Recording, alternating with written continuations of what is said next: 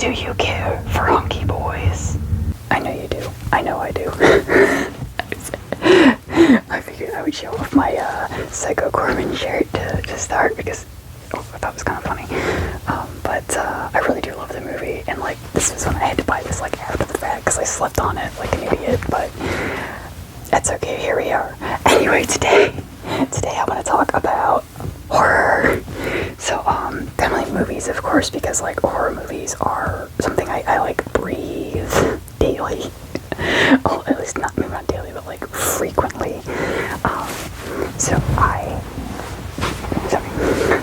I used to make like every Thursday my movie night because that was like my one day off back in the day when I worked third shift, back when Netflix was good.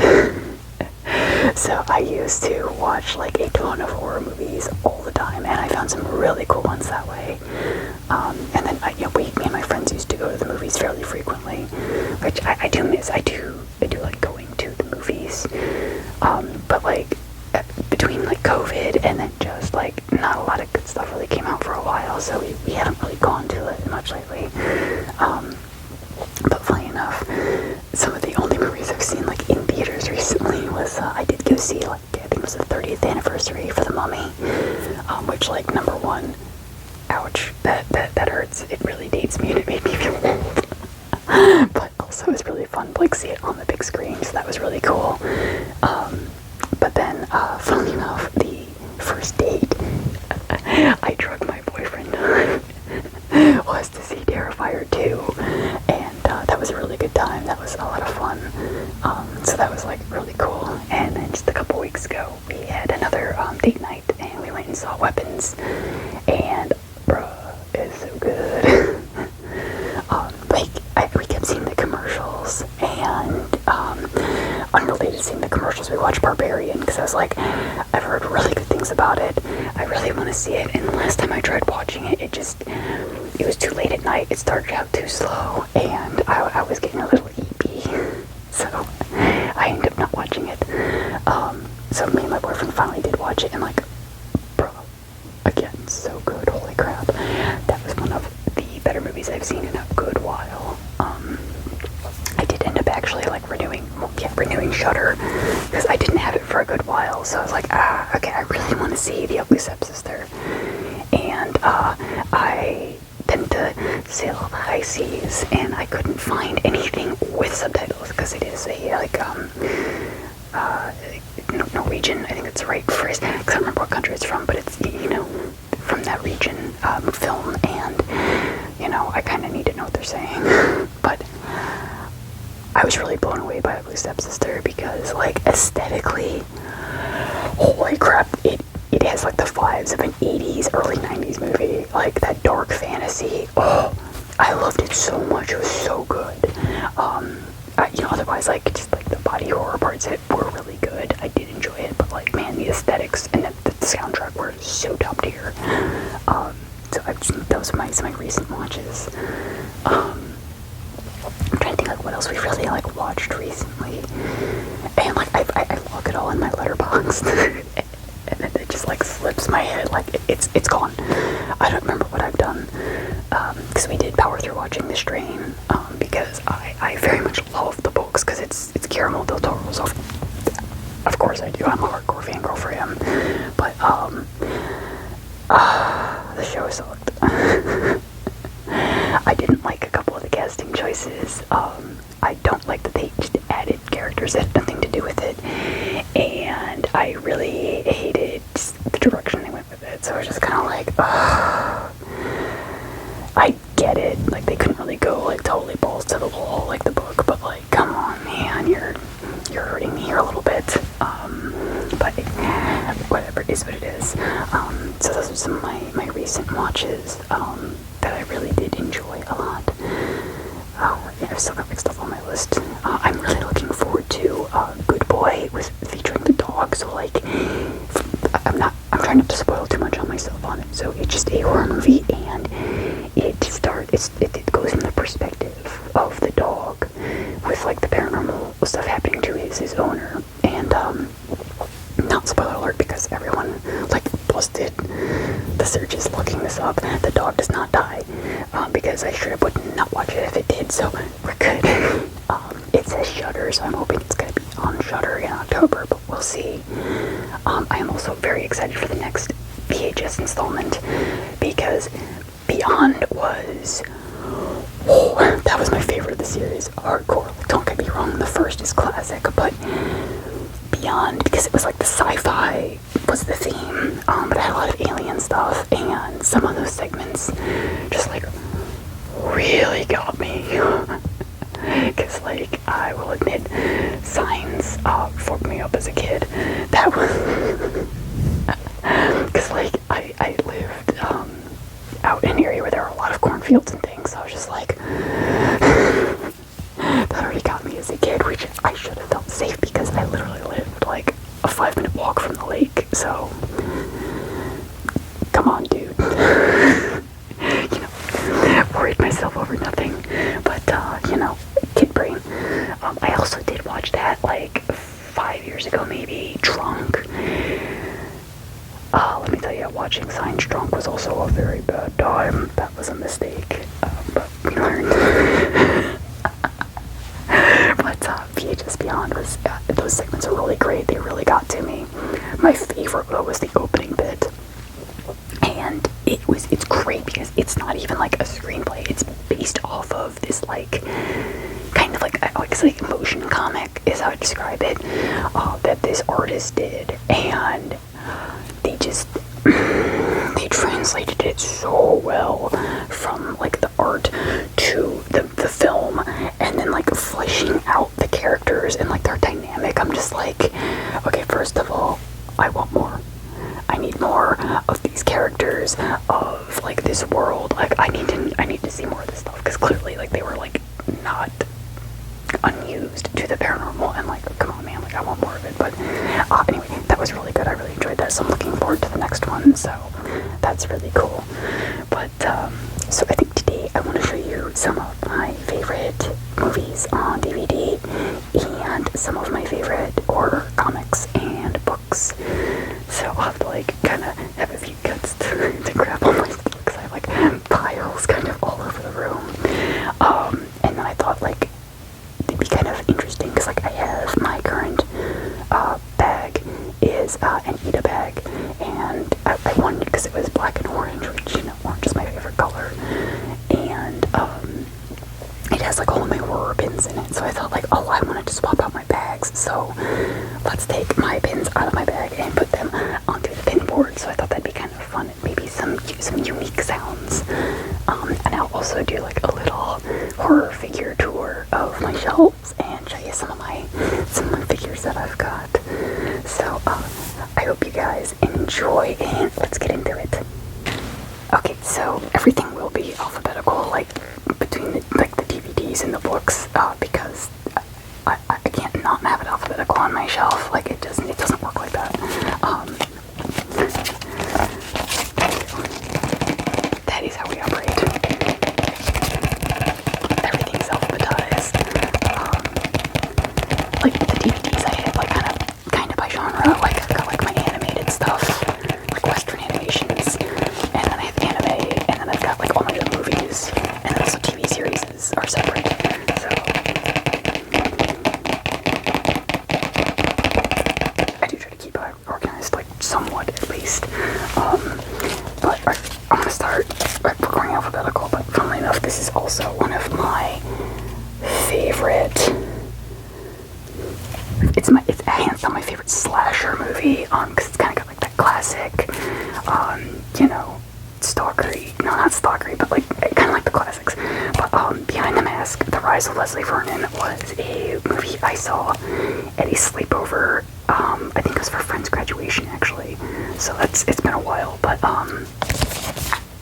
it was one of those, I was just like, that kind of all sounds whatever, dude, but okay. And then after watching, I was like, oh shit, you're right, this was freaking amazing. So it's it follows Leslie, and he's like, it starts as found footage, and it cuts to being like an actual horror film near the end, and Leslie is the killer in the movie, and this little film crew is interviewing him on like how like, how does he stalk them? How does he pick who his victims are gonna be? How he sets up, sets up the stage for the house to do his kills, and like how he has to prep for it.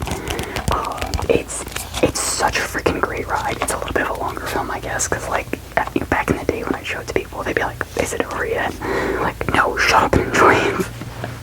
Because I did force it on people, but it's just, oh, it just ended up being so good. I loved it so much. So I was like, I bought this at Borders back in the day. And so, how old this is at this point. Cripes.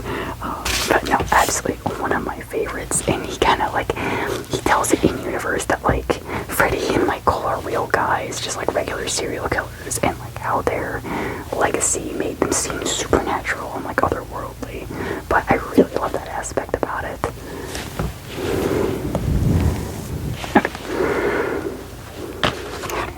Okay, so another big time fave is Cabin in the Woods. Back in the day,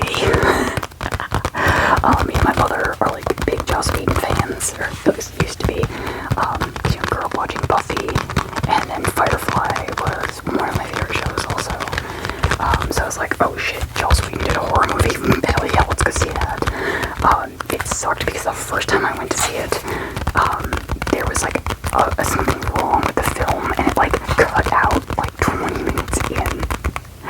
So we didn't even get very far into the movie, and we had to like get refunded and like come back another day. But we did actually go back to see it, and like, oh, blown away. I love this movie. It was so cool.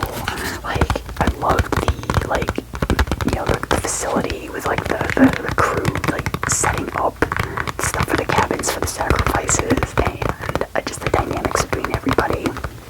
And then like, taking your like stereotypical bits and then subverting expectations. I really liked that. My favorite aspect by far though is the fact that they used so much practical effects. Like, they did as much practical as they could, so like makeup, animatronics, puppetry, and I am so here for that. I love that. Like, if you're going to do movies, that's how you do it, because like that's what makes it like have longevity and last longer and look good in the long run, because CG can get dated really, really easy. I mean, look at anything Marvel coming out now, it all looks pretty terrible. But that's what happens when you underpay your workers and you rush them and you get garbage. But you put like real love and care into something and you get something that lasts.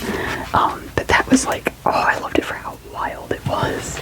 That was really great. I'm sorry, I have to like keep pausing and fixing my balaclava because it keeps like falling down over my eyes. Because like every time my head, wiggles. But I digress.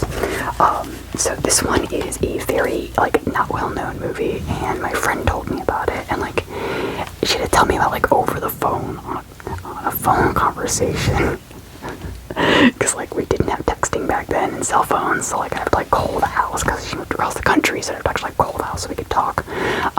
But she told me about this one, and I ended up I got it off eBay. It was harder to find back then. It's a little easier nowadays. But the demon, if you look at it, like it's also called the Demon Low, but Low, it's L-O, Low. This is such an amazing movie. You can tell it's massively low budget, but most of their budget went into the monster effects. It's so great because it takes place in like a small location, like it's basically one location. So this guy sets up a circle and summons a demon Low to try to help him strike a deal to get his girlfriend out of hell because she got taken back to hell. So there's some other like demons that pop up, and there's a musical number which is so out of pocket. It's so great. But like, it's just, the storytelling is so good. The acting isn't like super amazing, but it's exactly what it needs to be for this kind of movie. And it's just, it's so absurdly good. It's so worth it. So if you can get a chance to find this and watch it, absolutely do. I cannot praise this one enough. It just really took me by surprise. And I think, because at the time time told me it was on Netflix, but I didn't have it then, so I was like, well, I guess we gotta try to buy it, because that was before I was really like torrenting and stuff. So, you know, like if I couldn't find it on YouTube or something, that's what we had to do. So this is actually, I think it's a Blockbuster. Let me see. Dang, it doesn't say where like what, you know, place it was from, but it definitely is an X like rental, but that's okay. It doesn't matter. I still love it. So this one was also this was one of my Netflix late nights. Pawnee Pool. Oh my god. So this is I wouldn't really say, it's kind of found footagey, not really, but it is kind of like a single location kind of movie. Like they show up at his house, but like mostly it takes place in this radio station. So they're doing their radio show as normal, like, and when he's on his way the one morning, he runs into some lady acting really weird, and he like almost hits her with his car.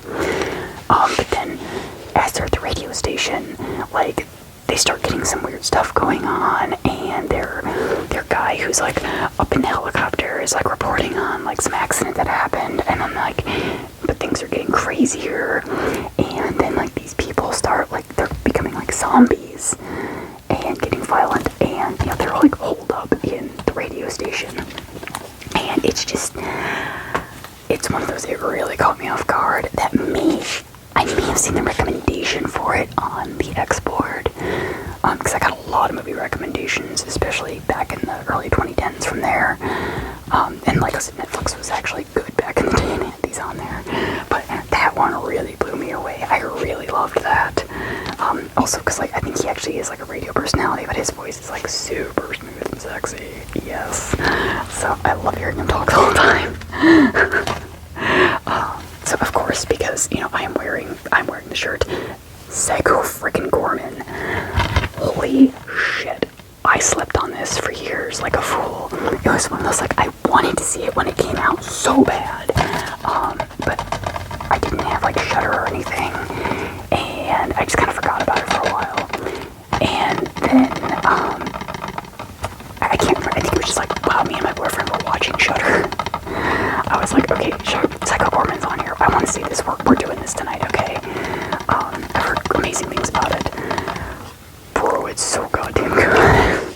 I love how cheesy it is. Like, it is so tacky. And like the acting is like purposely kind of bad. Like the parents are absurd. They're so dumb. And then the kids are actually very appropriately like little asshole kids, I think. But the effects. If you want unbelievably good practical effects in a movie, this is it. They do some stop motion as well, which is really amazing. I love stop motion. But like all costumes, like everybody's in costume, all kinds of hardcore makeup and everything. It is so amazing. Again, like I was like so upset I slept on it, but like, damn, I am so glad I watched it now. It was so good. Holy jeez. And this one is like, I guess it is horror, but like horror adjacent also. It's also a musical, and if you already know, you a real one. Rebo the Genetic Opera. Damn, dude, this was, again, like, pre-2010s that I saw it, like, shortly out of high school, I think.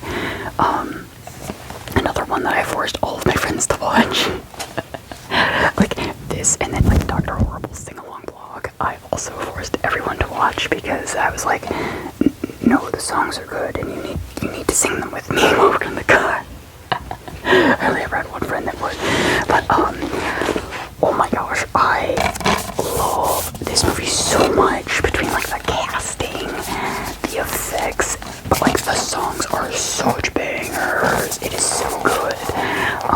Of course, like, the Repo Man himself is played, by, it's Rupert, I'm terrible, I can't remember his last name, Rupert, it's Giles from Buffy, and I love him because Giles is the perfect man. If everyone was always like, oh, Buffy or not Buffy, but like, oh, Angel or Spike, no, I was a Giles girl.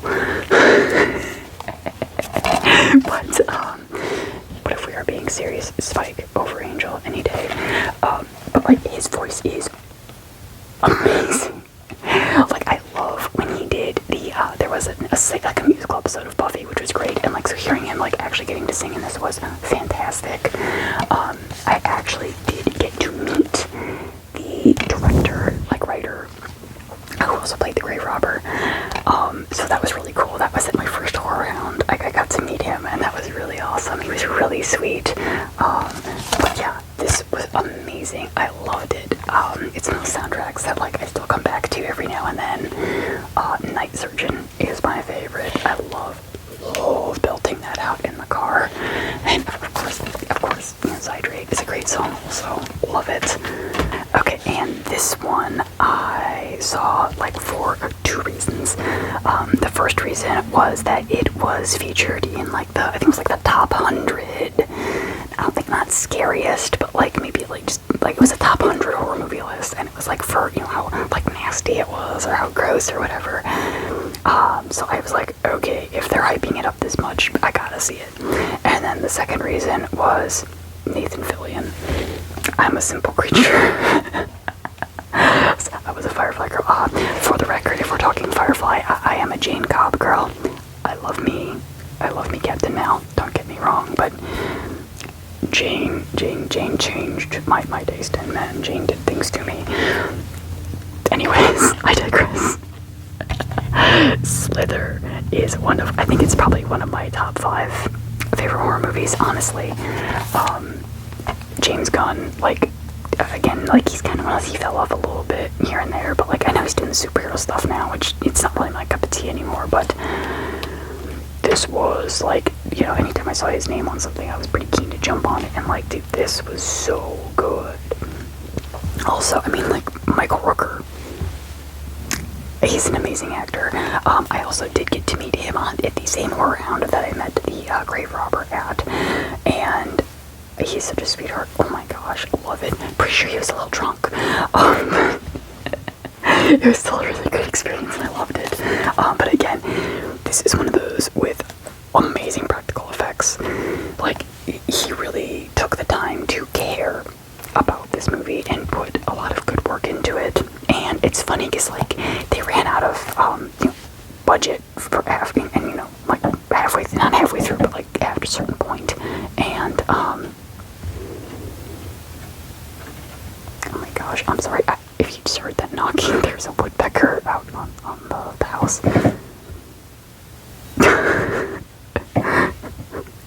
I'm talking over the woodpecker. I'm not retaking this. Anyways, you can tell that like there were 2 different studios that worked on the CG parts, because one of them was phenomenal. Like the scene where Starla's in the shower and Grant is starting to like transform and have issues, and like the tentacles come out from his chest.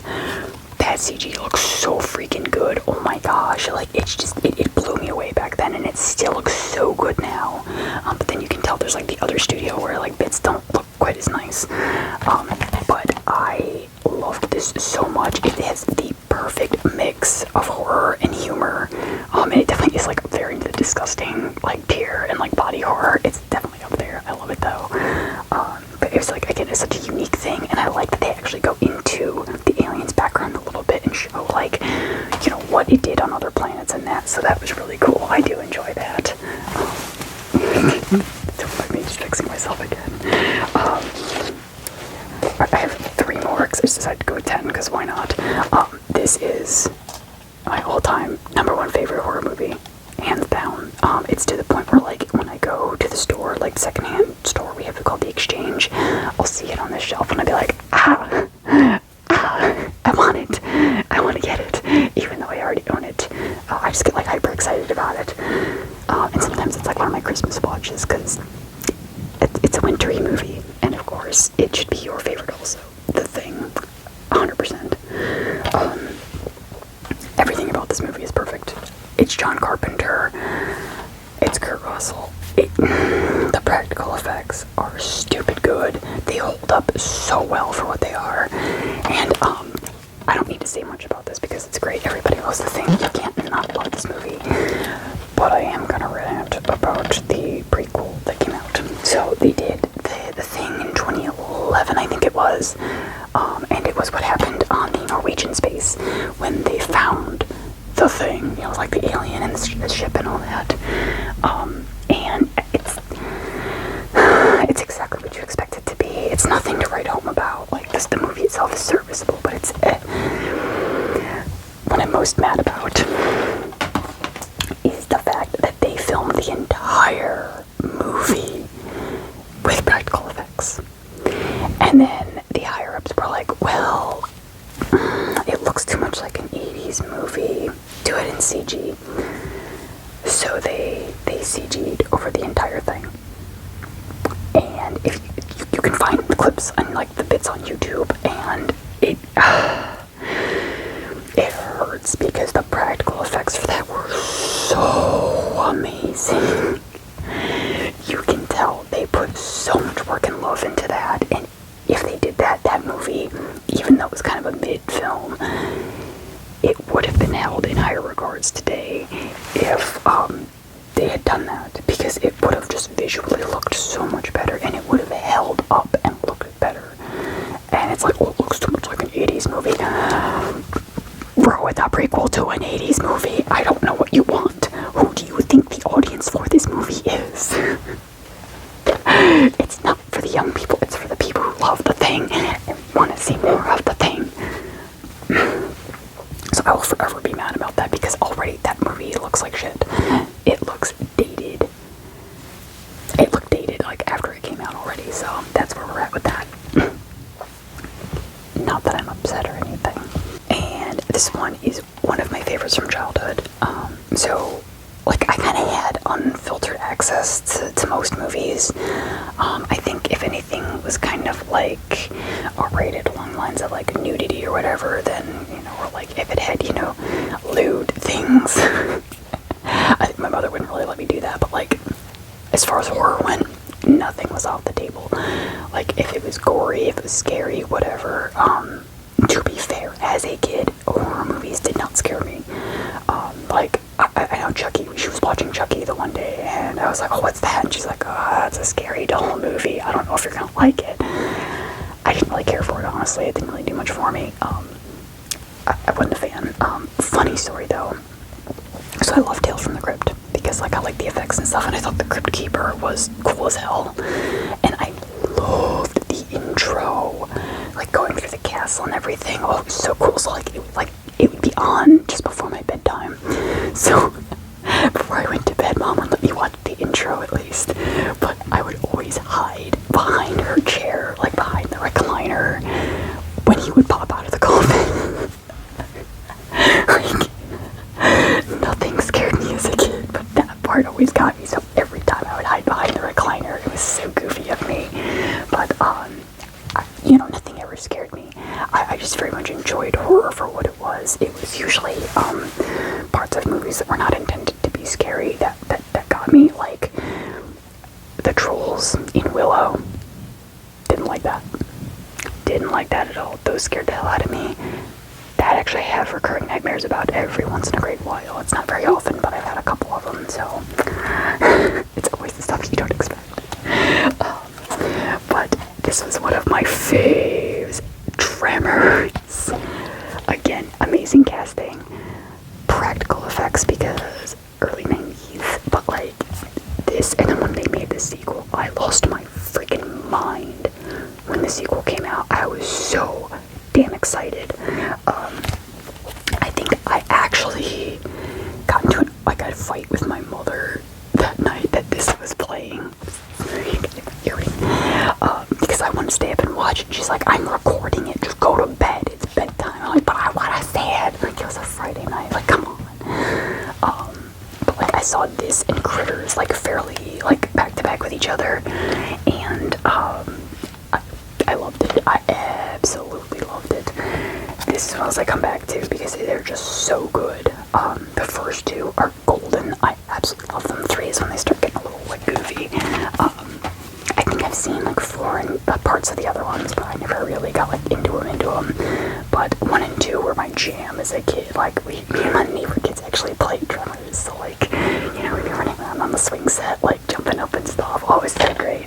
I forgot about that actually.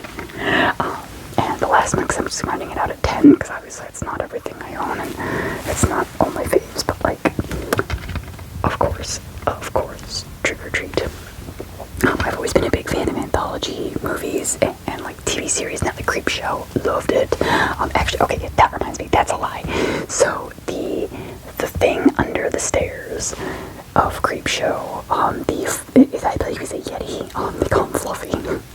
That scared the hell out of me as a kid. Did not like that. Didn't like that one bit. Same kind of goes for the Wampa from Star Wars. Terrified of it. Hated those scenes. Loved Tauntauns. Adorable. Wonderful. Wampa was a no-go. So I kind of had a running theme there, I guess. But I love anthologies. I love when they can, like, especially when they tie them all together with like little bits and pieces. I think that's really cool. But Trick or Treat is a really fun one. I actually just watched that a couple months ago with my boyfriend because he hadn't seen it. So that was really cool. But I love the character design. Like, I love Sam. I love the subversion of expectations through a lot of the bits in the movie. It's just all so great. I actually did buy a little Sam, like the window clinger, because it sticks to your window, because I got a new car. And on one hand I love it, but on the other it's an SUV and all the windows are kind of tinted, so you can't really see them. So it's what it is. But anyway, so I think next I'm going to do a little quick tour of my horror action figures on my shelves, and the horror adjacent ones also. So I'm going to do that, and then we will do, I think, books next. So let's go check those out. Okay, so to start, I have like my movie shelf. I'm not showing the whole thing because number one, it's dusty, which you can tell. Don't come for me on my dust. But I also do have like my stuff for my show coming up all over the place, so do forgive me. But I've got the Pop-Up Parade Pyramid Head. I used to have the Figma, but he was so small compared to my other figures. Like, at least like this one kind of scales better, but like the Figma was so tiny compared to all the other 6-inch figures, and it was just like disappointing. So I was like, whatever, I'll get rid of it. And then I ended up getting this instead, just to kind of see the want for the character. And then I've got this little gecko, Robbie the Rabbit. It was really cool. Like, that was one of those like impulse buys. It was like $20 or whatever for this little guy. But I was like, I gotta get it. It's too cool. And then the little Big Daddy from BioShock, because it's one of those. It's really cool. But again, it's like a replacement for the NECA figure, because I slept on that, and now it's like stupid expensive. Even though it is super sick because it lights up and stuff, but you know, we do what we can for that. So I don't have a lot of horror stuff on my movie shelf. It's just kind of, you know, the bare minimum over here. Alright, so I'll start with like my horror adjacent figures. So I've got, you know, the terror dog from Ghostbusters, because too cool not to. My poor wonky Angel of Death from Hellboy 2.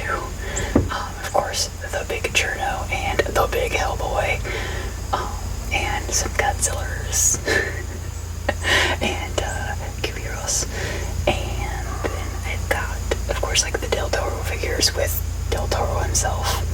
That was a 2014 maybe Comic-Con exclusive, so I had to like pre-order it on eBay, but it was just too fun, I couldn't not.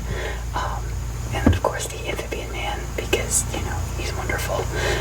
I actually got him as a Christmas gift from Secret Santa years back, which was really cool.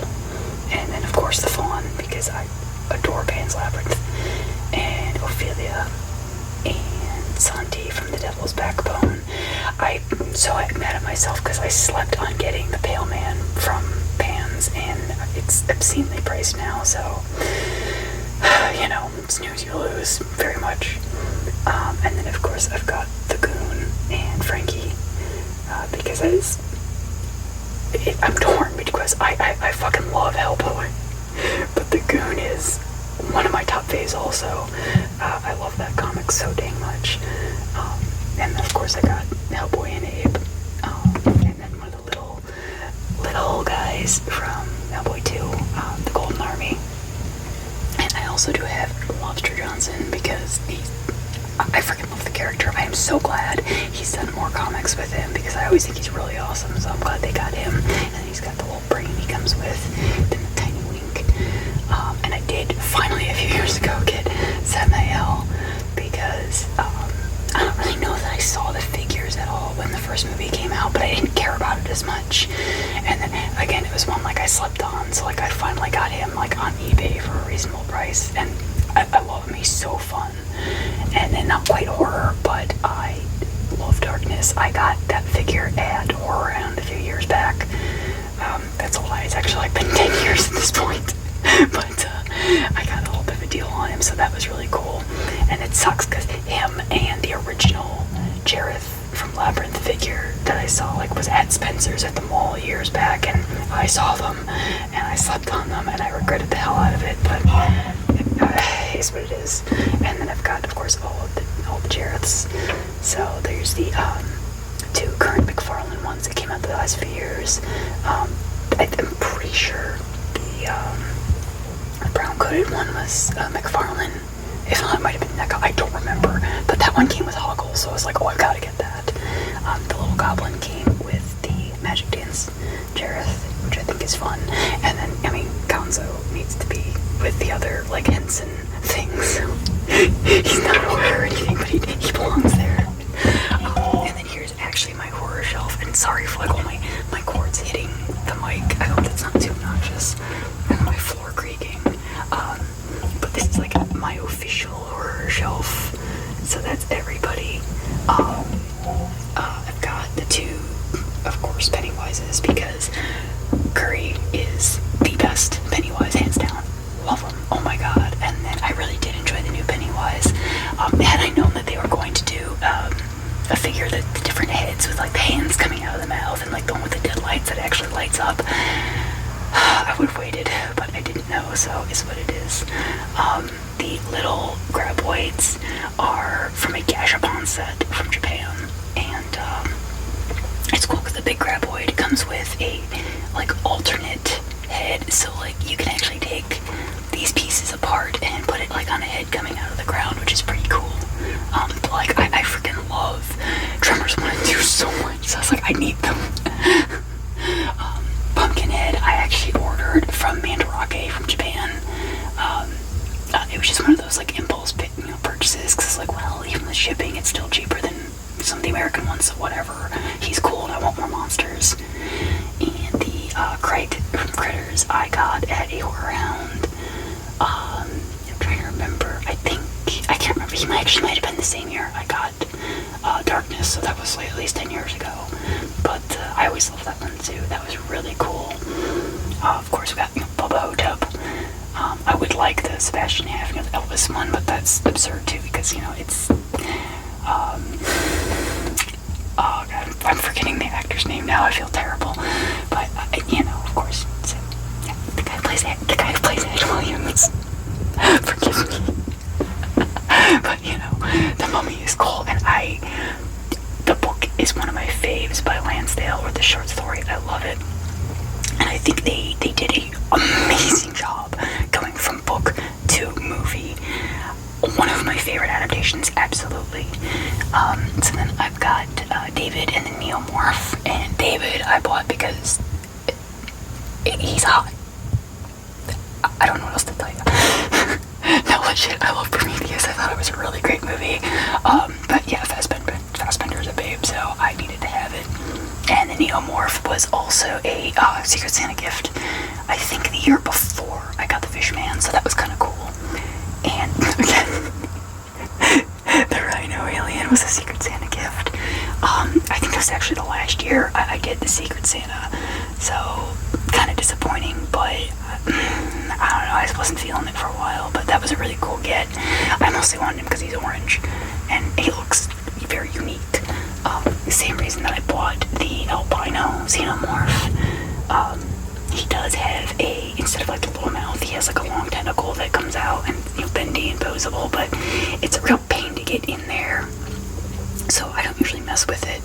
And unfortunately it's a NECA, so he's got weak ass ankles and knees, so like 100% propped by his tail, but he's just really freaking sick looking, so I needed it.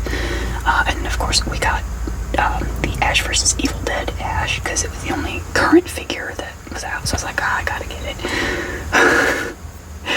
Back when Toys R Us was still a thing, so that hurts to think about a little bit, but whatever. He's really cool though. I love that you can really make him like hold the chainsaw pretty nice, because you can actually get his other hand on top, which is cool. And then he's got, you know, the back to keep his shotgun in, which is tight.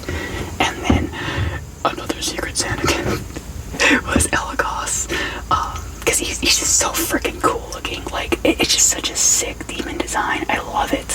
The only problem I have is he's got hands for feet. So like, in the show you never really see his full body. You only see him from like waist up, which is fine. And they're cool. I love it, but like, he does not stand well. So shout out to my good friend who suggested museum wax. He does not fall anymore, which is beautiful. And then we got the little xenomorphs. So I got like the two. Sorry, my audio went a little wonky. I've got the two little ones from Mega Bloks because they were. I wanted that one because he's neat. I actually gave him a little wand, I think from the Lego Harry Potter advent calendar that my mom got me. And I wanted that one because it's orange. I'm simple. And then the little blade figure. He came, I think with the Neomorph in a Christmas gift also, which is cool. And then the little knockoff Lego Xenomorph that my tattooist gave me, which I love. And then Trick or Treat Sam, because he's wonderful. I love it. He's so cute. I love that he's like in scale with the other figures, so that's cool. You know, they don't just like make him too big or anything, so that's really cool. And the little Martian from Mars Attacks and the little terror dog. The Mars Attacks, I can't remember what they called them, but it's one of the Funko Mystery Minis. That one, at least you could feel the bag and feel like, oh look, it's the dome. I know it's him, so that was an easy one. And the terror dog, I actually ended up getting two, so I gave one to my mom. And that was cool because like they had codes on the boxes or the bags or whatever, so you could find who's who. And then one of my, I think actually this is my personal oldest figure in this case, like now that I'm looking, is Hannibal. I did get him from Spencer's, you know, back in high school, actually, because, you know, he's hot. I am a shameless Anthony Hopkins simp, especially back in the day. I don't care. Don't at me, whatever. And then I've got the Norse creature, the thing. I do have the spider head. I have to fix it because like it's an old McFarlane, and unfortunately, you can even hear it. Like those legs are so brittle and they break really easy. So I mean, I got these secondhand also, which is cool. Like they were still like in the clamshell package, kind of. So they were protected nicely when they shipped. So yeah, he's still in good condition, which is cool. But the spider head needs fixed, so it's still not in here yet. And I gotta be honest, I'm not sure where I'm putting it when it is. And then the Demogorgon was yet another Christmas gift. I've actually used him a lot for taking photos for like toy photography because it's such a great figure because it has no facial expression. But it's nice. It's also nicely posable. Like you get a good range of motion out of him, so you can do some goofy stuff with it and just kind of interpret however you want, which is, you know, really fun. I really like that. And then, oh cripes, this was like 8 years ago now that I got my two Dracula figures. It kills me because like they still had, they were in the original box, and it had a sticker for KB Toys, and it's at like $10. I hate it because I think I paid like $30 for these. So I didn't pay that much, which was cool. But like, Bram Stoker's Dracula is one of my faves. I freaking love this movie, and I really wanted, you know, something like whatever they have to offer. I wanted it, so that's what I went with. I'm not going into my last two shelves because it's TF2 and Borderlands and then Pacific Rim, and they don't, number one, they don't fit the theme for this, but unfortunately number two, like 90% of my TF2 figures are all knocked over because Scout decided to be a bitch. And also, unfortunately, Medic has like the weakest ankles possible, so that everybody's just kind of down at the moment. So we're not going into that. So, well, I know you see Balloonicorn down there. We'll check him out on a later date. But thank you for touring my figures with me. I hope you enjoyed. Okay, so I'm gonna yap about some books now. So of course, The Strain, because it's Guillermo del Toro. Funny enough, I found out about this book while I was working at the grocery store. A lady had gotten it, and as I was bagging the items, I was just like looking at this. I was like, I stopped and like I was just like staring at this, like, holy shit, oh my god. It sucks, like no one around me got it, so like they didn't really know that I was like losing my little mind. But I didn't even know that this book had come out, and I was like, oh my god, my favorite director made a book. So like on my break, I immediately went and bought it, and it was one of those, like, I literally went like within like a couple days of the releases of the next, installments, because it's a trilogy. So I literally bought them like immediately as they came out. I love these. Oh my gosh, these were such a special read. It does suck 'cause I literally do not remember most of it. I read these like 20 years ago at this point, and I don't remember most of what happened, so I do need to reread these, especially after watching the show, because the show is super disappointing. But I love these. There is another book series that these two wrote, and I have the first one, so I haven't read it yet, because I'm a little shameful creature, but it's on the list. But The Strain holds a really special place for me. So this one, Best Friends, by, pardon me, Ruby Jean Jensen. So this book is special, like, I love it. It's got like that raised effect, which is really, really cool. So I got this book in a massive, like, one of my mom's friends moved, and he left like all of his books with us to like peruse at our leisure. He had like, I think 6 copies of Wizard and Glass by Stephen King, and I don't know why. But like, I swear, like every box we went through, it's like, oh look, it's Wizard and Glass. Oh look, it's another Wizard and Glass. So weird. But this was in there, and of course it's got a freaking cat thing with a skull face. Of course I'm gonna read it. So this was a sleeper good book for me. I've read it several times. I forget it every time I read it, so it's brand new every time. But I think I can't remember if they moved to a new house or if they were on vacation. But this boy has imaginary friends named Reed and Juno, and Reed kind of looks like the boy, but like a muscular, like tough version. And then Juno is the cat thing, and his imaginary friends turn out to be not so imaginary and start murdering people. And I gotta be honest, I don't remember anything else. That's all I remember. I don't remember how it ends or like what they do, like to stop it or anything. It's just like, it's totally gone. So again, that's another, I'll have to reread one of these days, but like, oh, I love it. And I lost that book for a while, and I couldn't find it for the life of me, and I was so upset. I ended up like forking over more money than I wanted to, and I don't remember how much it was, but it was more than it should have been, because apparently that's an expensive book on eBay. But like, I bought a backup copy of it, especially because like it is like it's a little worn. Yeah, it's a little old. I don't recall what year this came out, but it's definitely older. Let's see here. 85.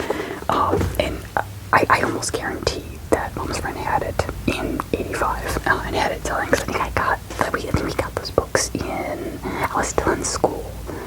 So like either middle school or like early high school. So like it was early 2000s for sure. So that really wouldn't surprise me.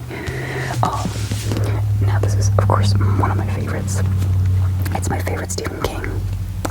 It's one of my favorite movies. The movies are both iterations are like, okay, of course, It by Stephen King. It's a big, and it's not good. I mean, it's of course it's Stephen King, so it's not the biggest. We're not talking The Stand here. I haven't even touched that. I don't want to. It's too much of a commitment.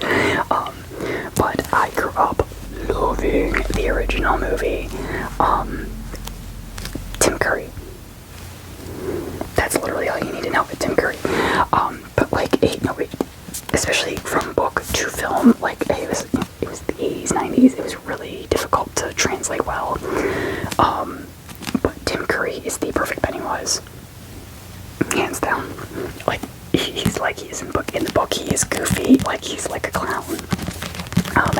And Tim Curry absolutely nailed it. My favorite character then and even now still is Eddie. And I did cry as a kid when he died. That was not a good time for me. I was really hurt by that. And then in the new iterations of the films, it didn't get any better. I loved Eddie so much. He played that character so well. And I like Skarsgård's Pennywise. Don't get me wrong. It's not the same. But I like that they went a different route with it. But the new movies, I think, since they did like the entire first movie, just the kids, I think they captured that a lot better, because honestly, I think those are my favorite parts of this book. I like the horror aspects, but just the kids being kids, you know, hanging out in the summer, doing kid shit. It got me like, it gave me a really like deep nostalgia, and then also like a really like hard to like pin sadness, because like it was half like, you know, I did a lot of this as a kid, so you know I had that and I miss it, but then also like I didn't have friends like that. You know, I didn't have anybody that lived close by that I could really see very often, so it's kind of like, it's a very bittersweet like feeling with that one. I'm still struggling with like my balaclava in my head and everything. This is not a winning battle for me. Anyways, so this is actually my all-time favorite author. I found out about him because of a Hellboy short story book, and he wrote this amazing short story for that, and I just really got into it, and I was like, okay, I need more. And that is Joe R. Lansdale. So Bumper Crop was the first book I got by him, just because like the cover was like interesting and the colors got me, and like some of the stories looked really interesting. My favorite out of this for sure is God of the Razor. It's funny because he's half a mystery writer, like / crime, like so like crime and mystery, and then like horror. And when he does horror, it is so good. I love when he does horror. It's not frequently enough. I really would like to see more from him. I love his other books though. Like, I never thought that'd be like a genre I'd be into, but like, oh my gosh, dude, so good. I love the Hep and Leonard series. But yeah, very much definitely check him out. He has a lot of really amazing different kinds of stories, but like short story books are definitely where it's at. And funnily enough, he also did Bubba Hotep.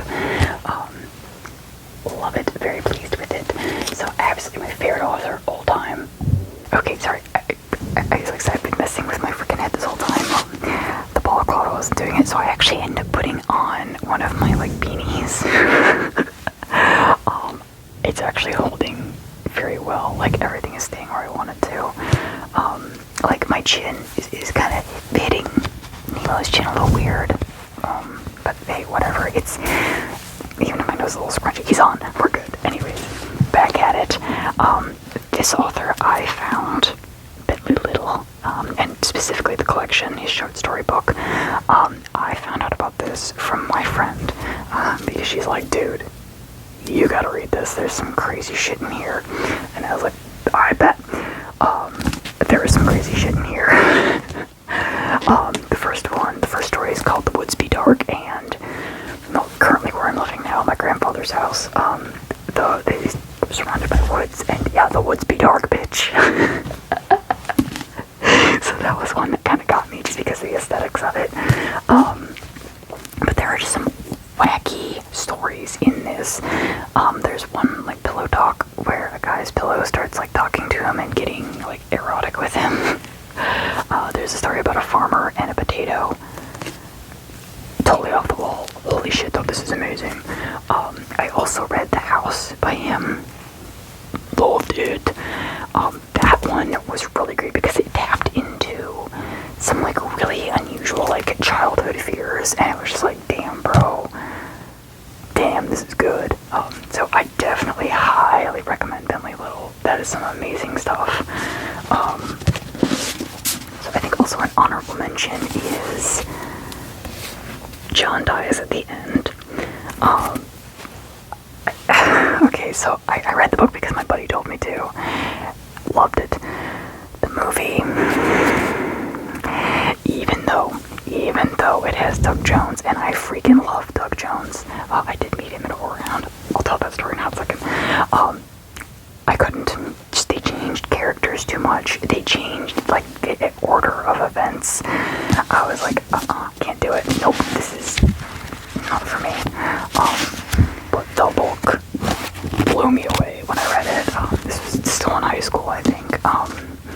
So the Borders purchase. Back when they were not only around but in my town. I both miss having a bookstore right in town, but I am also very glad I don't, because that would be bad for my wallet. But I really loved this book. The imagery, the creatures were all so unique and really cool. But that really caught me. I loved it. So Doug Jones at a horror hound. So I was still working at Bed Bath & Beyond. I think this was 2016 or 2017. I don't remember exactly. But I saw that, okay, Horror Hound Weekend was coming. Doug Jones was going to be there, and I was like, I missed him. He wasn't able to come to one of the last ones the year before, so I was like, I'm not freaking missing him again. I want to go hug him, because he's always like on his Facebook, he's like, hey, I'll be here, come hug me, and I'm like, oh, I want to. I love everything you're in, yes. So I called off work, and because it was a Saturday, and it was so funny because I called my boss, and I was like, hey, I'm not gonna make it in today, and he's like, why not? I was like, straight up, bro, I'm going down to Cincinnati for Horror Hound Weekend. I'll be back on Sunday. I'll be here for my shift at 7 on Sunday, but I ain't gonna be here tonight, sorry. And he was just like, fine. And it was so funny because, like, I posted pictures of me with Dougie on my Facebook, and one of my coworkers was like, the next day, oh my god, why did you post those? Your boss is gonna see you're gonna get, like, in trouble because you called off. I'm like, no. Bro, I literally told him that I was calling off for the convention. Because I knew he'd see my photos. Because actually, I was friends with my manager, like, on Facebook before I even started working there. Because my friend used to work there, so kind of, you know, we knew each other via that way. But, just so goofy. I just was like, I was on a mission. I said, fuck it, I'm going, I'm doing this. I think it was maybe a month later or so, I drove like 2 hours to Bowling Green because an artist I liked was doing like a little presentation and then like a signing there. So Tony DiGiorlisi, so Spiderwick Chronicles. He's done a couple other books in that, but like Wandla, that did get a series, which I don't like the art direction for the series, so I didn't bother with it. But Wandla, I love the series. The books are amazing. Spiderwick is one of my favorites. I love it. So I brought the field guide with me to get signed. That was a really great experience. Every time I meet people like that, I get like starstruck, and I totally have things I want to say, and I don't. I'm just a total dork about it, but it is what it is. So of course I have some honorable mentions for books, because these are just like goofy and fun. So of course we have In a Dark, Dark Room. If you know, you know. I feel like I got this like at school at the library at one point. Okay, I am going to do a video reading these and some other scary stories. I'm gonna have to do a scary story read video. That's coming soon. Get ready for actually that's probably gonna be Halloween this year. We're doing that. But yeah, this has got like the green ribbon in it, of course. That was the reason why I bought it. Felt like bored of back in the day. But it's so fun. I love it. Even the art for this is like subtly creepy, which I like. It's like just enough to be a little eerie, but of course. And then of course we have scary stories to tell in the dark. You have to. I had to. I got this at Borders. It was like in the bargain section back in the day, and of course, it's all of them. So it's like, oh yeah, I gotta get that. Because the art is wonderful. Again, it's funny. This is another one that sings like movies and stuff. It never scared me, but like the art for this always creeped me out, like, even as a teenager. So that's effective artistry at its finest.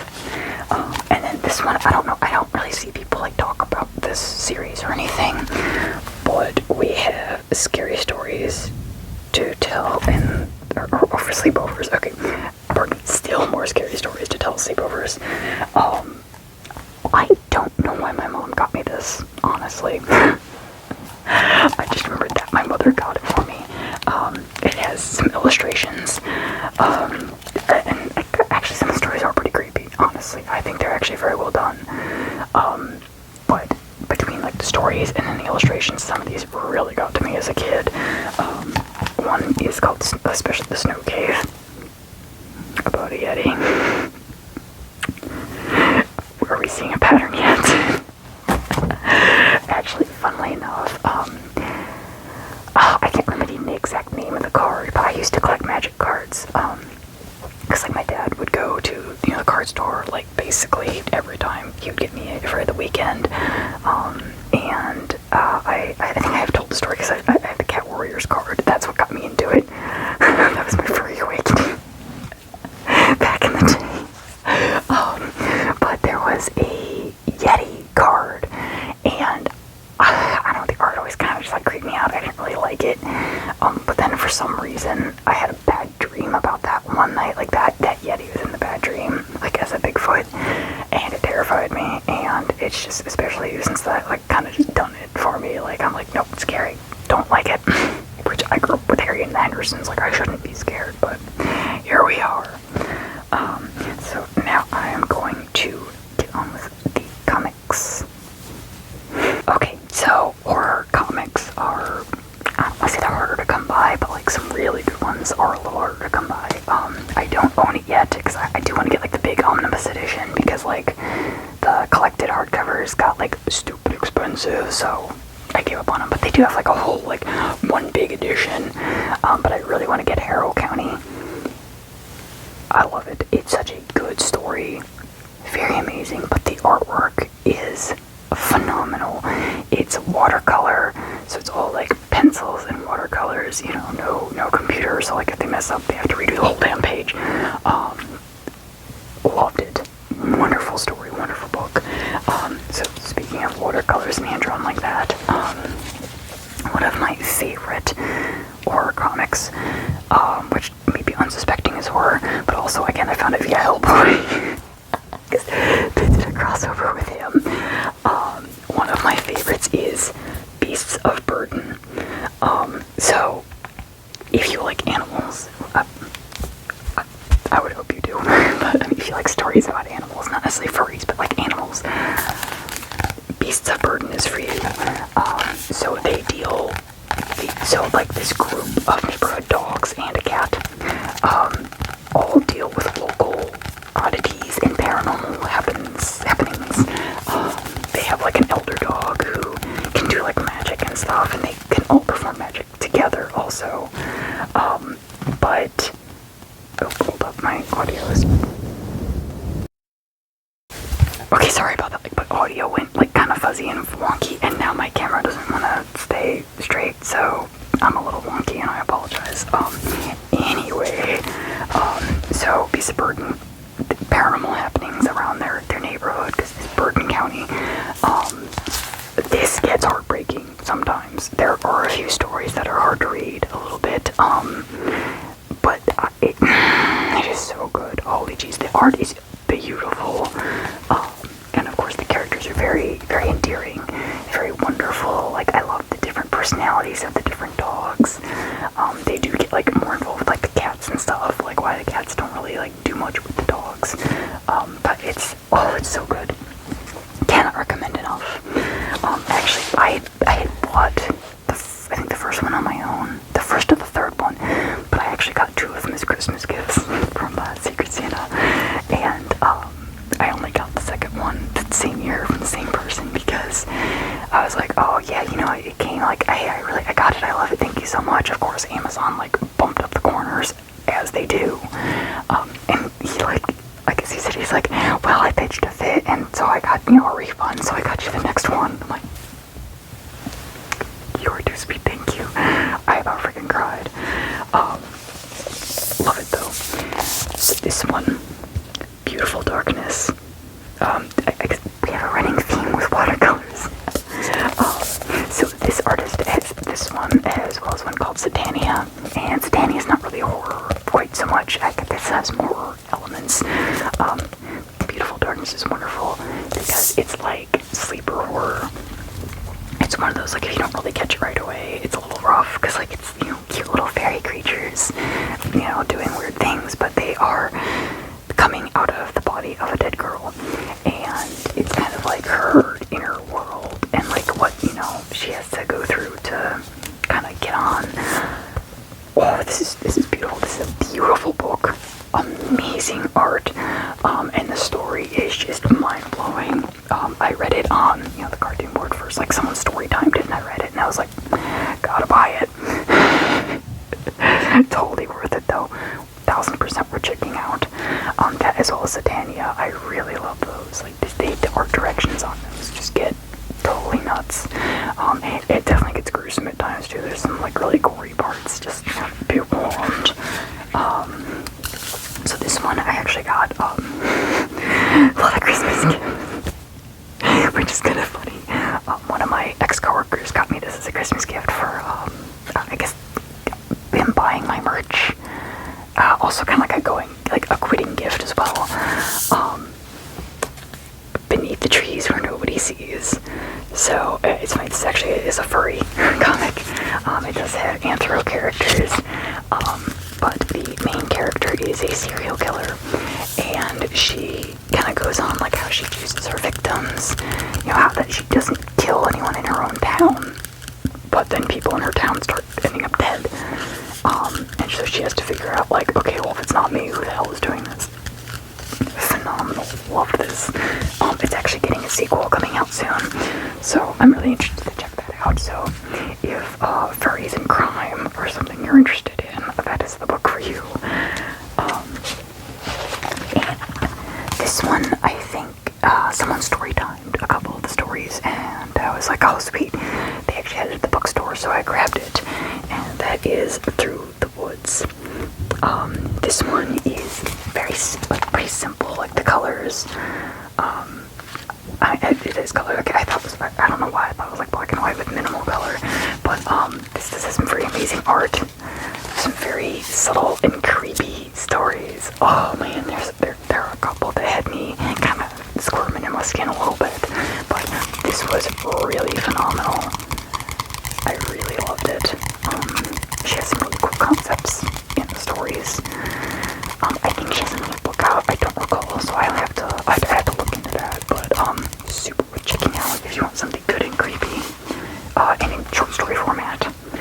And then, of course, I can't talk about horror without talking about two of my favorite comics of all time, and it's very neck and neck. Like, I really can't, like, pick one over the other for my faves. And I do actually have them tattooed, which I'll show. But, of course, Hellboy and The Goon. So, I mean, we all know Hellboy at this point. He's had several movies. I love all the fantasy, mythology, horror elements that he puts in these comics, along with amazing art. If you want a great horror, like straight up horror Hellboy story, The Crooked Man. It's a good, like, it's an Appalachian kind of like vibe, like it's Appalachian horror with, like, you know, it deals with the devil and stuff and witches. But the art from that one is by Richard Corbin, and his art style is super unique, and it kind of looks creepy even when it's not creepy. But damn, he makes The Crooked Man creepy. That was such a phenomenal read. They did actually make a movie out of that one recently, but I haven't seen it. Well, weirdly, my tattooist hasn't seen it. At least not that he's mentioned. And then, like, online, I didn't see anyone talking about it. So I have no idea if it's actually good or not. I did cheat, and I looked up, like, what they made The Crooked Man look like, and, like, it okay. They definitely could have done a lot better. Honestly, I wish with like comic book adaptations at this point, I wish they would just animate them. Just animate it. They did two Hellboy animated movies, and they were wonderful. But like, man, they could have gone fucking balls out for that, and it would have been so good. But yeah, we get what we get. At least like that Hellboy looked better than the David Harbour one, because I could go on all day about that. I know a lot of people like really bagged on the Del Toro Hellboy films because they weren't like to the comic, like dead on. But like, he hits all the important notes that the comics do that it needs to have. And the visuals, because Del Toro is a very practical effects driven man, which I love him so much. Visually, it's exactly what it should be. And it's definitely like his own version. And like, if you read any of the other like Hellboy short stories, like any of like the Weird Tales, or any like the short story, like I'm trying to remember, there's a couple, because there's like the Weird Tales, and then there's the books that have short stories written by different authors, and titles are escaping me, but either way, they all have their own vibe. Like, they still have the characters as who they should be. Like, at their core, they're exactly who they should be. But it still has each author's own unique take on it. And it fits the universe. And I think Del Toro's movies, even though he, like, went his own route, especially with the sequel, I think it still went well. It was very well done. And then, like, don't get me on the effects, because, like, between, like, of course, Ron Perlman naturally has, like, the facial features, so they didn't have to add much on. Same with even Abe. Like, Abe didn't have a whole ton of facial makeup, and he could still emote enough for what he needed to. Whereas, it sucks, because, like, I was so hyped for David Harbour to be Hellboy. I was like, oh, he's got the personality. He's gonna nail it. This is gonna be so good. And, like, then I saw, like, the makeup shots, and he looked so good. And then you see him in action, and, like, it's like a Halloween mask. It's too, there's too much shit on his face. Like, the point of doing a makeup like that, especially for a main character who's going to speak and emote a lot, you need to be minimal. Like, just add on bits here and there to, like, accentuate parts of the face. Like, for Ron Perlman, like, they you know, did a little bit on the nose. You know, they maybe, like, squared out parts of his jaw just a little bit, changed the ears, you know, put the brows a little heavier with the horns and stuff. But David Harbour, it was literally like an entire, like, cowl over top. So, like, he couldn't really turn his head much, he couldn't speak well, you couldn't understand him. That was the effects department really bungled that one, I thought. Because, like I said, great casting, just poorly executed. And then don't get me started on, like, the actual everything else. Like, why the hell is Daimyo there? He can't control being a were-jaguar. He doesn't transform when he wants to. It's literally like with the faces of the moon. And he doesn't turn into a big cute fun kitty. He turns into a freaking monster. He is disgusting and vile looking. Like, he looks like muscle and viscera and bloody. And he's violent as hell, and he cannot control it. Like, he literally runs off into the wilderness because he doesn't want to hurt people anymore. So he just runs off into the wintry wilderness and just says, alright, whatever happens, happens. He never meets Hellboy. They don't meet. So it's just like, damn, dude, you're killing me. And then they started, at the end of the damn series, like, they started with Wild Hunt. Wild Hunt is right before Hellboy in Hell. It's when he dies. Why are you starting? Are you trying to reboot the series? Why are you starting it at the end of the series? I need to stop because I will just rant about that all day. Anyway, The Goon. This is the first one. This is like older. This is really older stuff. It's rough stuff for a reason. Holy shit though, dude. His art is amazing in this. It only gets better. Like, it's crazy because even though Eric Powell simplifies how he draws his characters, it does not ever take away from detail. It's a lot of like rough pencils and stuff in it, so it still has a very like organic looking feel to the drawings, even when they like color digitally and ink. Maybe they ink digitally as well, but like there's still the pencil underneath. But that series is so good because it will have me dying laughing one page and then it will rip your heart out on the next. So it's, I gotta be honest, the Goon is hard to describe. And it was, the reason I even started reading it was because like I saw the like picture, like the ad for it in the back of Hellboy, you know, for other Dark Horse titles that are similar. I'm like, the Goon, that sounds stupid. And I kept seeing it and I'm like, okay, you know, you have my curiosity. Let's see what this is about. Amazing is what it's about. You judge a book by its cover and title. I did. I was a fool, but we learned. But like seriously, so it's very film noir. It's old-timey gangsters meets zombies meets other paranormal aspects. And it just gets off the rails at times. It's so ridiculous, and like some of the like things and like concepts that he likes to include are wild. I cannot recommend it enough. And if you like Eric Powell's work at all, I highly recommend reading anything else like Hillbilly. Amazing, you know, Appalachian, you know, folk horror and like action kind of really amazing. I have not read. Did you hear what Eddie Gein did yet? That's on my list. Chimichanga is so fun. Oh my gosh, like it's goofy, but it's also very touching. Wonderful book. The sequel was not as good. The first one was amazing.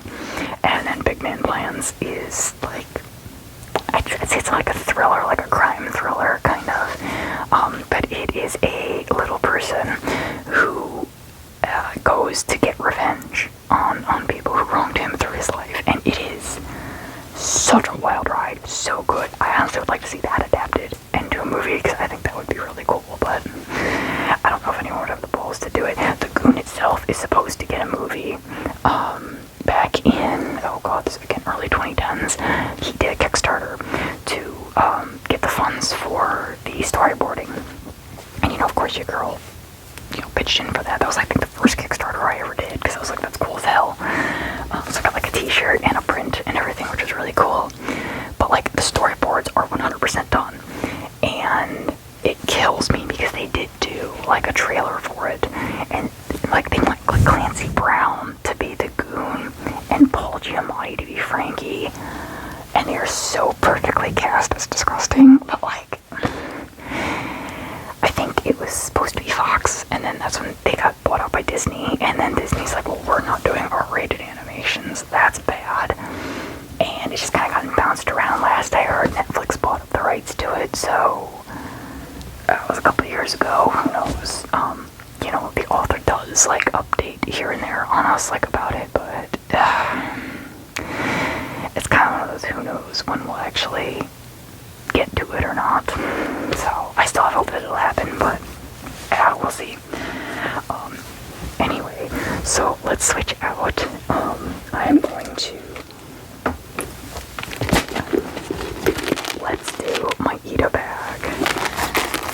So I actually ended up getting this off of AliExpress because it was the only one that had it like cheapest, because it was like $50 and I wasn't trying to pay that much or more, but like I got it for a reasonable price. But like, it's orange, it's Halloween, it's got a photo card holder in the back, like what? So I currently have my Overblot Leona from Twisted Wonderland in there. I forgot because I had him clipped on here. This is Rolf, my Labubu. So I made Rolf myself. So I like the monsters with the tails, personally. So I wanted like the happiness begin to energy one, but like the scalper prices were obscene. So I stopped and remembered, like, I'm an artist. I can sew. Sorry, everything's falling. I'm an artist. I can sew. I can chaotically make my own. So I did. And then he's exactly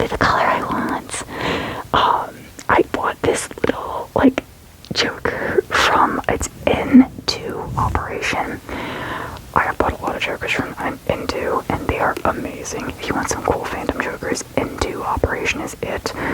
They also do specifically make like plushie jokers now. But like now you see, now that I have the Joker on him, I can see how crooked his head is. Oh my god. And it kills me because like it took me so many tries. It took me like 3 tries to get his ears to be even like this decent. And like I did kind of like, I didn't shave the fur in advance like I should have. So I did kind of like did a shoddy trim job on him. So he's a little funky. But I think it turned out pretty good for what it is. I mean, it's a handmade whatever. The face is felt. So I did do some other little like embroidery bits to kind of give like some accentuations like around the teeth and the eyes. But funnily enough, now they have like the mini Labubu's, which I think actually are closer to his size because I didn't realize they made his body too small. Is what it is. But now they have actual orange monsters. So I'm like, you suck. But anyway, so this is not my favorite bag by any means. It's very like tight and it's not super big, and like it does have a couple like inner pockets, so like my phone does fit in that, and then my sunglasses go in the other, but they're a little tight. It literally needs to be like 1 inch wider and it would have been better. The zipper pocket on the front's really nice, like I would use that more, but I like the chains. I like it. It also came with a little keychain to hold pins or like buttons, so that's kind of cool. But so I will take these out and show, because you know you can't see them very well in there. But I was like, well, it's black and orange. It has to have my horror pin. So.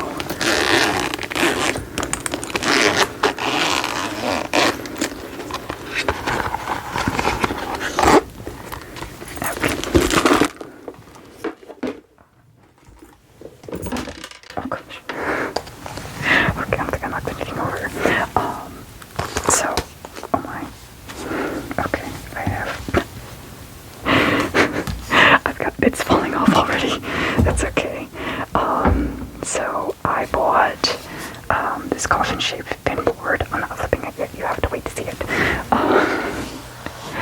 And I thought it'd be perfect to put all my horror pins on when I'm not using the Ida, or when like I want to switch them out.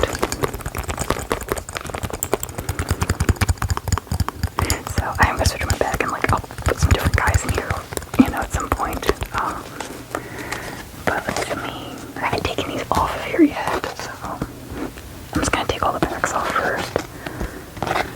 And I'm pretty sure I remember all the makers, so I will tell you who made all of these pins.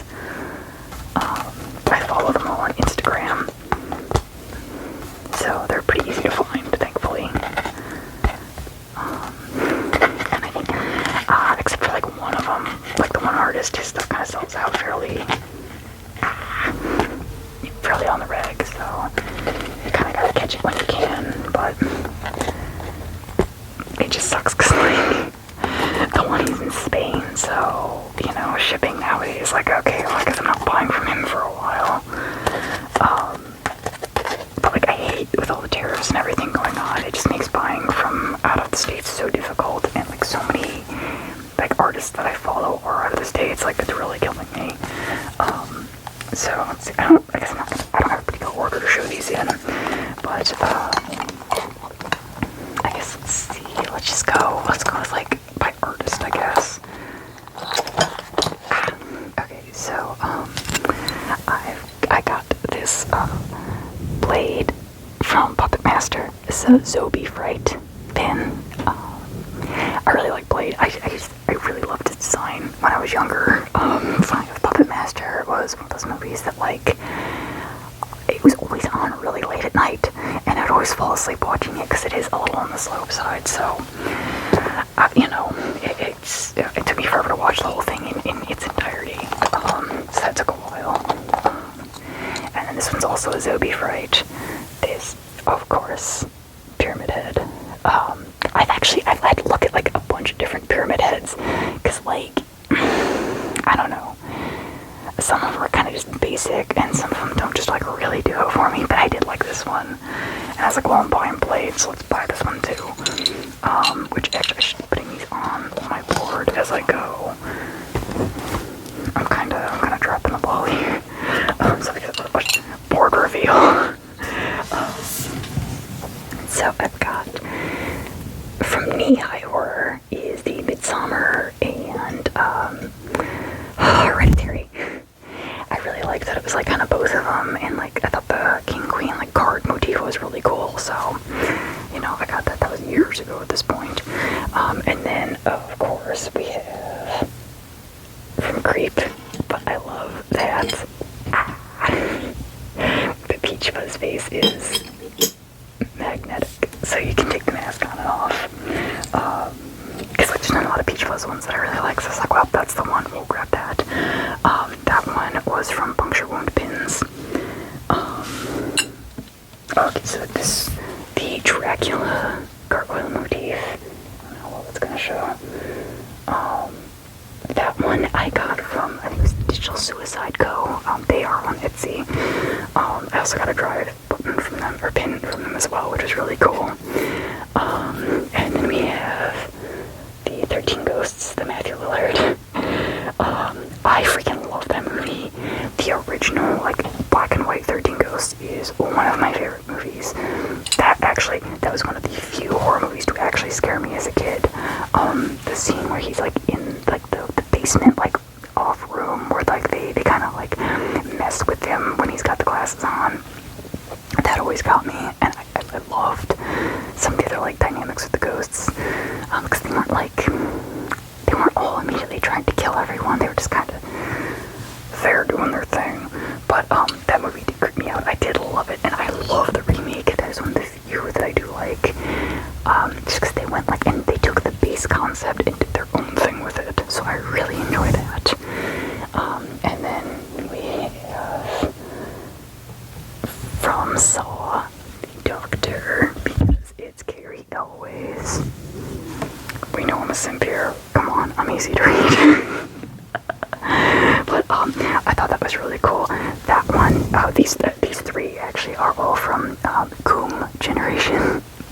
He used to go by the name Nacho Scratcho, but now it's coomgeneration. That's the artist in Spain. But I really like that one. And then there's the Lighthouse one, which I'm not gonna take it off and try to make it work because it's touchy at this point. The battery's old, but the light in the middle of the lighthouse actually does light up. Like, I was trying to make it work like a couple days, like weeks ago, and then the one night I walked out to go in the living room and turn the light on, and I'm like, oh my god, it's lit up. It still works. And then I tried to show my boyfriend and it promptly stopped working, so, you know, we'll see. But, I'm actually not entirely sure where I'm putting everybody on here, so, bear with me a little bit, I guess. Like, let's set them on here for now until I kind of decide better. Okay, well, I guess since we're doing that, we're gonna go with the rest of my Coom figures, or Coom pins, because I have, like, I have a lot of pins from him. Because, like, obviously horror is his specialty. So then, of course, to go with my lovely doctor, I got the detective. Let's see, hopefully. Okay, I'm hoping it shows, like, it's hard to find, like, the good, like, where it's gonna focus, and then actually, like, not have the shine on it. But I have such a love-hate with Hoffman. Like, he's such a bastard, but I kind of love him, so I was like, well, alright. Like, this pre-order for him and the doctor, so I was like, well, I'll just get them both. Let's see, this is really difficult. Trying to, like, line them up and, like, look through my suit. There we go.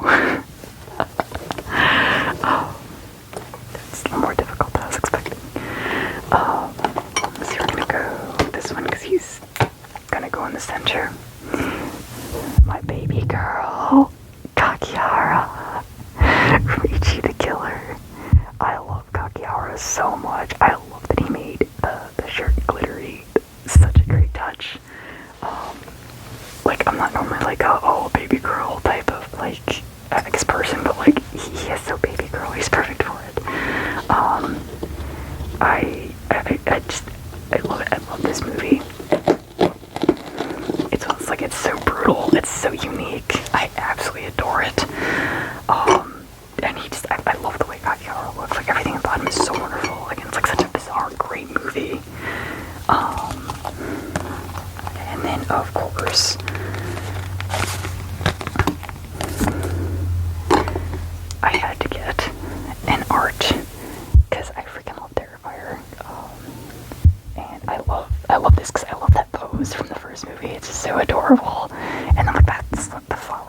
also just too cute. I love the Terrifier movies so much. Like, they're kind of basic, you know, especially like with the gore fest, but like, not sorry, Art steals the show. Like, he is just so fun and endearing. I love the way he plays his character.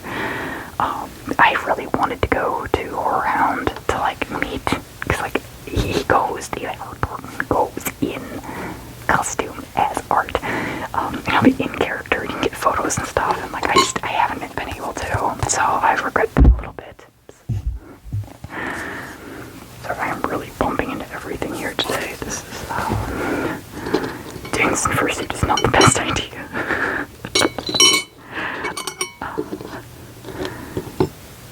So I'll put Art under Kakihara here, I think he's straight enough.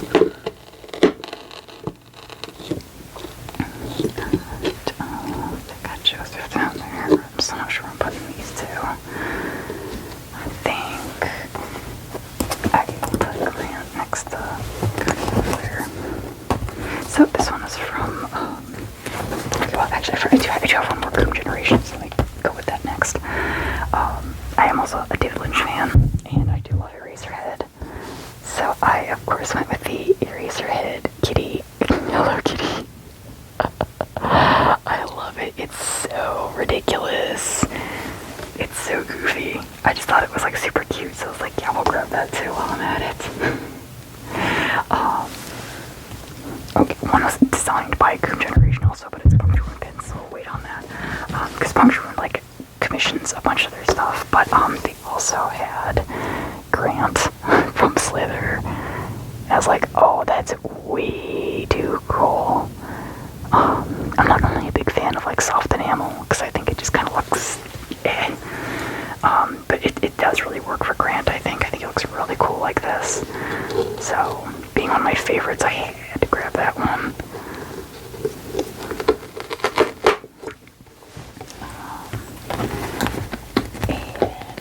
And this is also from puncturewoundpins, but it was designed by coomgeneration. They did a whole series of horror Labubu's. They're doing another round, and of course now they have like Peach Fuzz, which figures, but I ended up going with Sam for this one, because they had an Art the Clown one that looked really cool, but I already have an Art, so I thought I'd get somebody I don't have. And I just thought this was like way too cute. But it's just like, it's too cute, it's too fun. I gotta. That's my reasoning for a lot of things at this point. I'm just like, I need it. Shiny crow trinkets.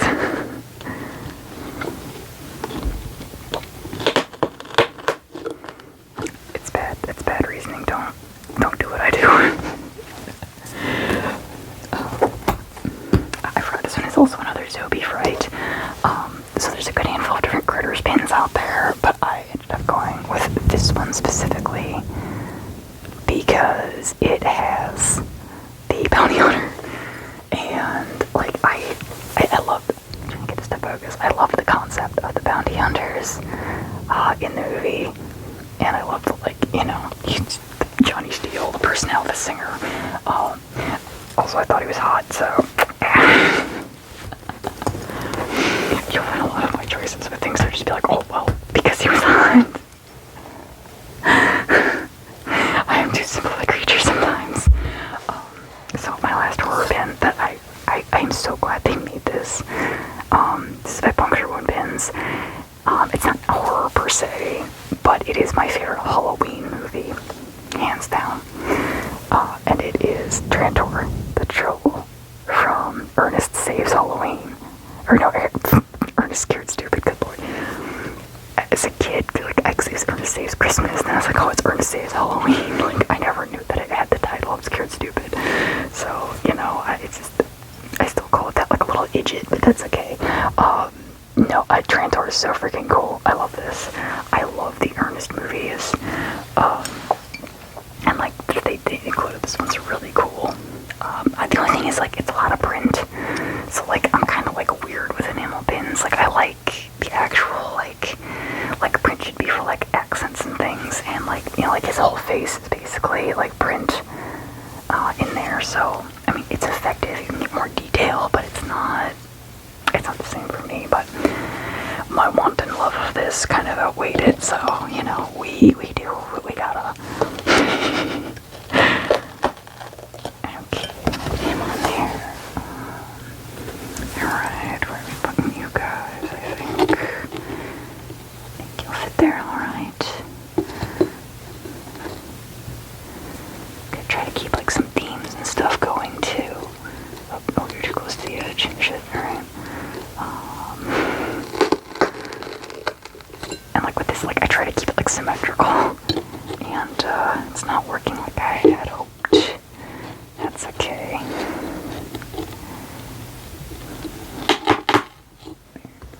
And then we're putting the bounty on her. Oh, sweet, it'll barely fit right here. Very nice. Okay. Like, it's not having enough room for more horror pins, but that's okay. So here is the final with everybody on it. I think if I move all of my stuff up top a little bit better, I'll be able to, you know, kind of fit them all a little bit better. But, you know, that's okay. I'm still very, very pleased with how this came out. It's really fun display. Most of my pin displays are in, like, my craft room, but I actually have this in the living room to kind of go with, like, the horror theme. You know, just a little something, keep it fun. This was a really long video. I slightly apologize for that. If you enjoy hearing the ranting, I'm glad you enjoyed hearing my ranting because, like, dang. I'm trying to think, like, I might switch up where this is in the video, especially because, like, some of this was a little on the loud side, so all I do is adjust the volume, or I might switch it up a little. Because if you are watching this to fall asleep too, I don't want to, like, totally have, like, some of my crashing and bumping that might be too loud, so it'll take me a little bit to edit this, but it will be, you know, it'll be up. So thank you so much for joining me for this and listening to me rant about one of my absolutely favorite things in the whole world.